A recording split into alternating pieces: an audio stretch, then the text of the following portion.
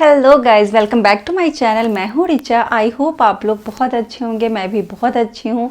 आज मैं फिर से आ गई इन्फॉर्मेटिव वीडियो के साथ, जो कि वुड बी पेरेंट हैं या फिर ऑलरेडी पेरेंट हैं, न्यू बॉर्न बेबी हैं जिनके घर में, या फिर आप जर्मनी मूव करने का सोच रहे हो, तो फिर ये वीडियो आपके लिए है।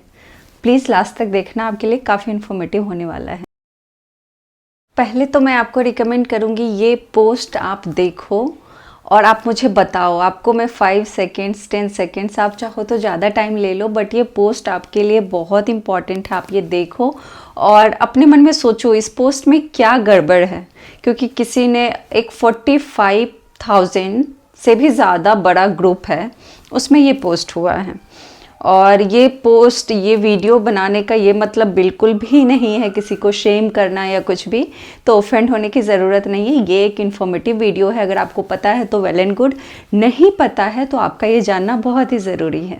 किसी भी रीज़न से चाहे जो हो जाए, रनिंग कार में बेबी को कार सीट से बाहर करना एक सीरियस ऑफेंस है। ये मतलब चाहे 2 सेकेंड्स के लिए आप करते हो, 2 मिनट्स के लिए करते हो, 2 आवर्स के लिए, इससे कोई फ़र्क नहीं पड़ता है। और रीज़न अगर आप देते हो बेबी रो रहा था, तो फिर तो बिल्कुल, क्योंकि बेबी को कोई और लैंग्वेज नहीं आता।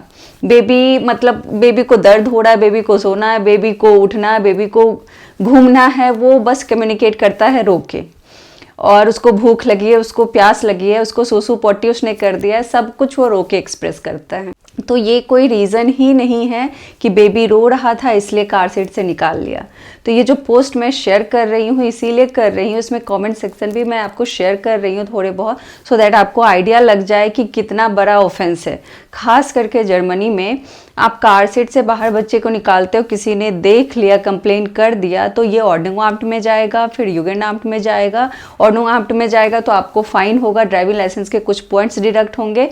जुगेंडअम्ट में जाएगा तो फिर बच्चे के कस्टडी पे क्वेश्चन होंगे, या फिर आप बहुत ज़्यादा आपने खुद ही इनवाइट कर लिया जुगेंडअम्ट को, आपके घर पे बार बार आएंगे।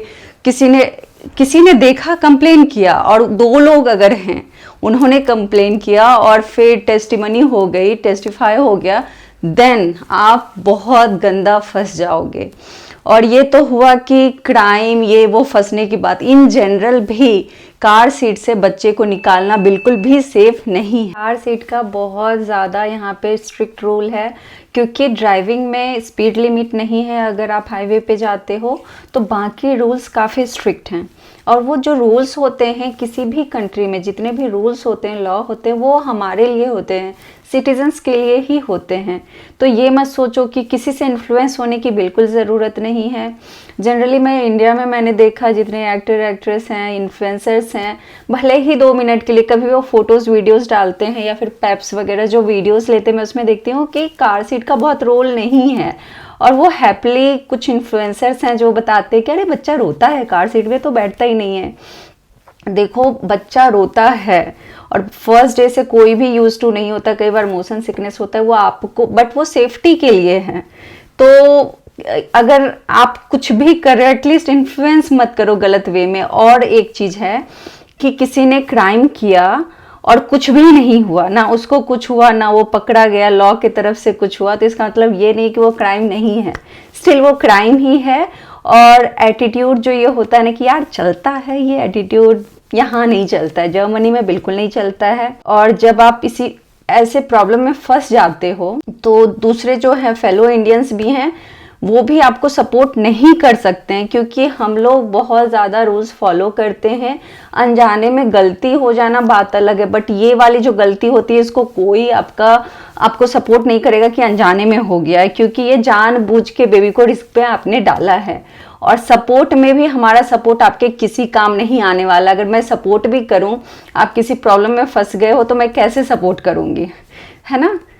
तो आपको प्रिपेयर रहना, आपका जानना ज़रूरी है कि किसी भी रीज़न से बच्चा बहुत रो रहा है, कुछ ऐसा प्रॉब्लम हो गया है, तो आप देखो आसपास में 10 मिनट्स के अंदर आपको पार्किंग लॉट मिल जाएगा, कहीं ना कहीं पार्क करो कार, आराम से बच्चे को काम डाउन करो।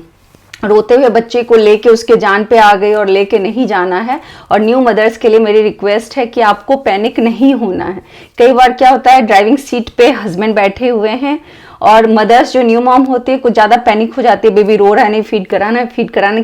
ये मैं क्यों बोल रही हूँ, क्योंकि मैं भी उस पोजीशन में थी और मुझे पता है कि जब बेबी रोता है तो लगता है पहले उसको चुप करा दो, कैसे भी पता नहीं क्या हो गया, माँ की जान निकलने लग जाती है। और जो ड्राइविंग सीट पे बैठा हुआ है उसको पैनिक नहीं होने देना है, ठीक है। तो आपको सेंसिबल होना है, मदर को सेंसिबल होना है कि ठीक है पार्किंग कहीं ढूंढ लो, और हस्बैंड को भी सुनना है। जब वाइफ बोल रही है कि 10 मिनट्स में कोई पार्किंग देखो तो सुन लेना है, क्योंकि इसी सिचुएशन में ये सब होता है। वाइफ पैनिक हो जाती है और हस्बैंड को लगता है ठीक है, तो वो पार्किंग कहीं ढूंढने का ट्राई भी नहीं करता है कहाँ पे गाड़ी रोक सकते हैं।